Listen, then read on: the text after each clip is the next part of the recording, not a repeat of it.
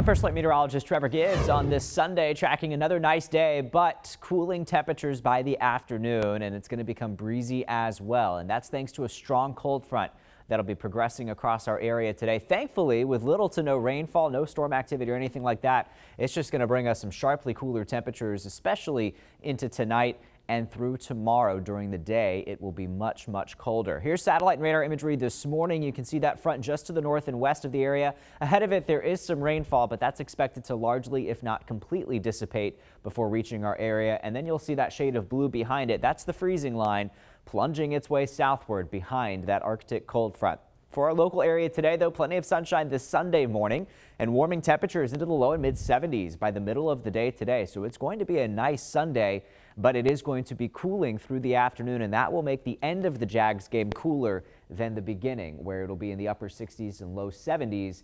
And plenty of sunshine. We'll then be looking at some increasing clouds, increasing winds by the end of the game, and dropping temperatures. But all things considered, nice weather expected for the Jags game today. Highs in Georgia will be in the 60s to near 70, in North Florida lower to mid 70s, and the high temperatures will occur earlier in the day in Georgia, cooling through the afternoon in Georgia, and then cooling through the late afternoon in North Florida. And here's where we go tonight. A very wide spread in temperatures tonight, so a hard freeze expected for much of South Georgia and pretty close to that in inland North Florida. A light freeze expected for inland North Florida, and then notice it's well above freezing towards the coast of St. Johns County.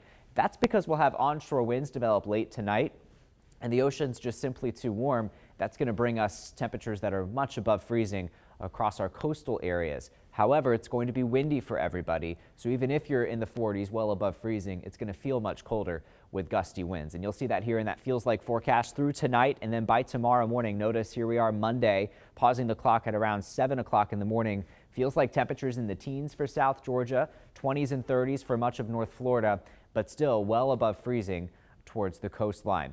High temperatures tomorrow will struggle to get out of the 40s. Here's that high temperature drop by Monday in the afternoon. Some of us in Florida will be able to rise into the 50s.